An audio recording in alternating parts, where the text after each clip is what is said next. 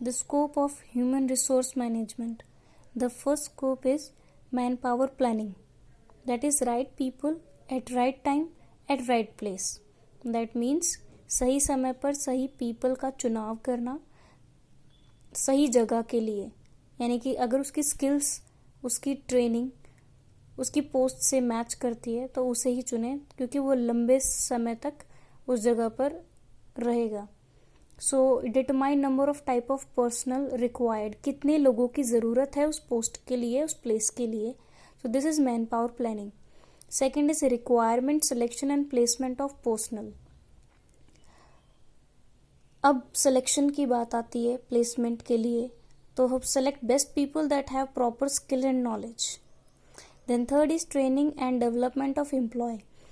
अब जब हम सेलेक्ट कर लेंगे एम्प्लॉयज़ को, अब उसे एक प्रॉपर ट्रेनिंग देंगे जिस फील्ड के लिए हम उसे तैयार कर रहे हैं, to increase their efficiency and performance.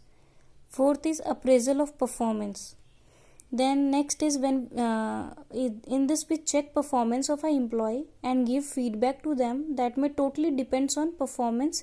If it is good, then we give the positive feedback, and if not, then just oppose it or give more training to them.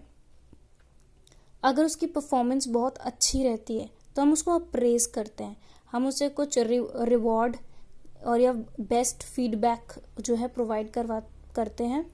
Otherwise अगर performance negative है तो उसे training देते हैं.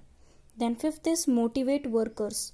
अब अगर performance के through reward मिला है तो उससे मोटिवेशन भी मिलता है, और अदरवाइज भी उसकी फीडबैक के थ्रू जो है एचआर की फीडबैक के थ्रू एम्प्लॉय को एक मोटिवेशन मिलता है. तो वो मोटिवेशन बहुत तरीके से डिफाइन किया जा सकता है, बाय फाइनेंशियल और नॉन फाइनेंशियल इंसेंटिव्स और give more training.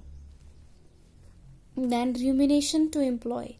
Decide their salary. उनकी सैलरी डिसाइड करके on the basis of their performance at a company या ऑर्गेनाइजेशन में किस तरीके की परफॉर्मेंस उन्होंने दी है उसके बेसिस पे हम उनकी सैलरी को डिसाइड करते हैं. फॉर एग्जांपल जो न्यू कॉमर्स होते हैं जिनकी जॉब लगी होती है, शुरुआती जो दौर होता है उस वक्त उनकी सैलरी बहुत कम होती है, 15,000 सभी लोगों की. बट धीरे धीरे उनकी परफॉर्मेंस के अकॉर्डिंग कई लोगों की जो है इंक्रीज हो जाता है, एकदम से 5,000, किसी का 10,000. So totally depends.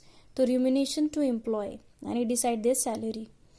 तो then 7 point is social security and welfare to employees. For example यहाँ पर उनको और फैसिलिटी प्रोवाइड करवाते हैं, जैसे कि मेडिकल फैसिलिटीज़ हैं, रिफ्रेशमेंट हो गया, हॉलीडे पैकेजेस दिए गए, रिटायरमेंट पॉलिसी, जॉब की सिक्योरिटी और insurance etcetera.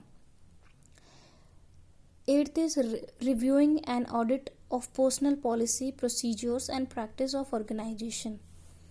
Sequence framing of making policies in interviewing, selection, limitation and increase in salary.